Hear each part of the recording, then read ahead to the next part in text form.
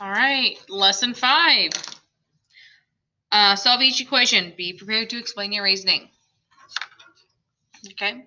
Well, we have 7/100, which is 0.07, equals 10 times n. Well, the opposite of multiplying by 10 would be to divide by 10. And remember, we just write it as a fraction. Divide by 10, divide by 10. And we get m equals, let me get my calculator. We're going to do this decimal divided by 10 equals 7 thousandths. 0.007. When you divide by 10, you move your decimal 1 to the left. Number 2, 10 and 1/10 equals something, t, plus 7 and 2/10. Well, the opposite of adding this something would be to subtract it. So we're going to go minus 7.2, minus 7.2. These two, when you have $7.20, you spend it, you have no money left. You're left with t equals. Now we have our 10 and 1/10 minus 7 and 2/10. We get 2 and 9/10. You can double check them by plugging them in.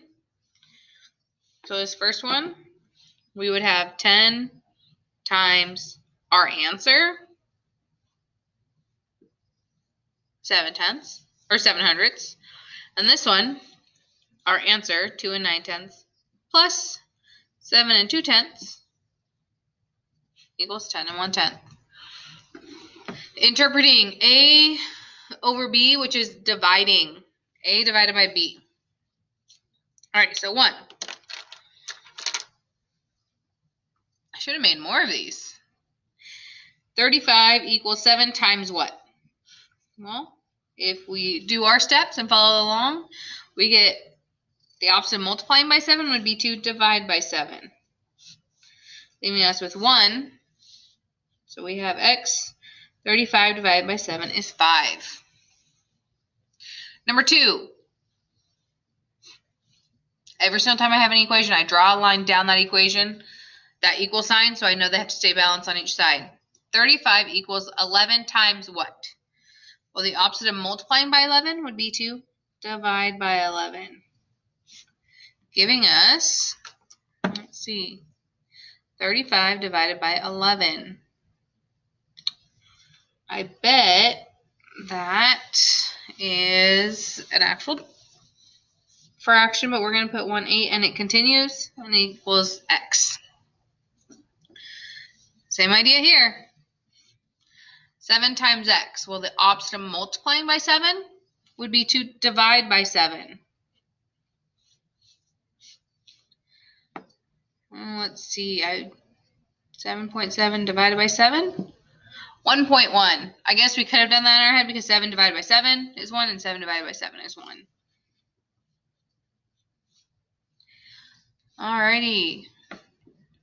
Now we have 3/10 times x equals 2 and 1/10. Opposite of multiplying by 3/10 would be to divide, leaving us with x equals divided by 0.3. We get 7. This last one might be the most difficult to look at because we have a fraction. So we have 2/5 is equal to 1/2 times x. Well, what's the opposite of multiplying by 1/2? Well, dividing.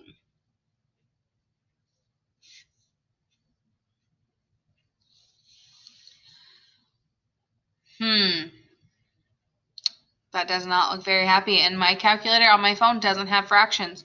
However, something I know is that 2/5 is equal to 0.4. So I have 0.4. And 1/2, if you have half of $1, you have 0.5. So let's see, what do we get? 0.4 divided by 0.5 0.8 is equal to x. Alrighty, this was a short lesson. Story time again. Take turns with your partner telling a story that might represent each equation. Then, for each equation, choose one story. State what quantity x describes and solve the equation. If you get stuck, draw a diagram. Well, in the video, I'm not going to make up scenarios. I'm going to solve them. So that's what you're going to do for this. So we have to draw our line. 7/10, which is our decimal, plus what number equals 12? So what's the opposite of adding 7/10? Would be to take away 7/10. Take away 7/10, leaving us with 0. And then x equals 12 minus 7/10, 11 3/10. Fractions. All right, so I'm going to go ahead and just start solving them. Once we get there, we'll convert them. So 1/4 times what equals 3/2? Well, the opposite of multiplying by 1/4 would be to divide. But now we have a fraction divided by a fraction.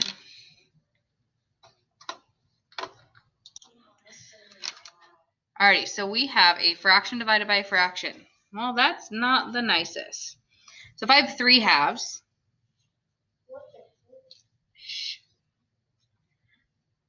I have 1/2, 2/2, 3/2. 1 1/2, which is equal to 1.5. And if I have 1/4, I have 25 cents. So we're going to go ahead, get the calculator out. 1.5 divided by 0.25 is equal to 6. So we have x equals 6. And if we wanted to double check it, we could multiply 1/4 times 6 equals 1.5, which was our original fraction we started with. You can go over and read Lesson 5 summary. If you have questions, please go ahead and send me an email or Google Hangout.